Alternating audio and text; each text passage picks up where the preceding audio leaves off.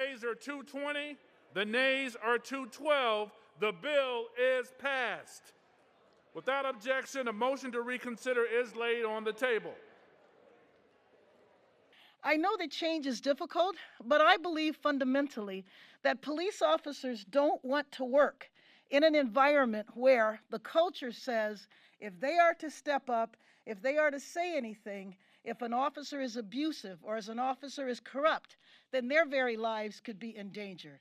So one of the goals of the George Floyd Justice in Policing Act is to raise the standards of policing in America and also to transform the culture.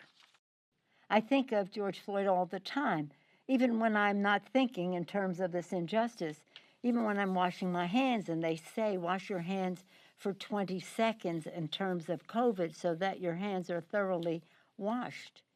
And I think I can't do that for 20 seconds. It's taking too much time. 8 minutes and 46 seconds of intentional knee to the neck, a public lynching, an assassination before our very eyes. That's why I said to the family when they asked, Madam Speaker, will you name the bill for George? I said, only if you think the bill is worthy of that. And they said it was. And they were very pleased that we passed it then, even more pleased when we pass it now, because we have a president in the White House who shares our values.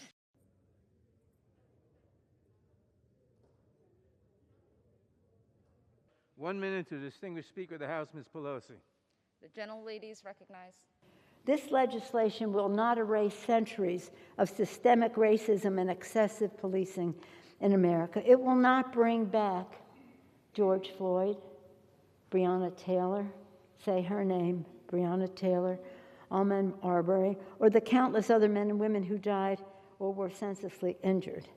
But it will take a tremendous step toward to stop the violence, stem the suffering, and start to build a healthier, better relationship between law enforcement and communities that they respect. From Georgia, Ms. Taylor Greene. Thank you. Do you know what is terrifying to the American people? Watching Democrats try to pass a defund the police bill, the same Democrats that cheered on and supported riots that burned American cities. This bill is atrocious. Shame on all of you. This hurts our police officers. Representative Green. Gentleman from Texas is recognized.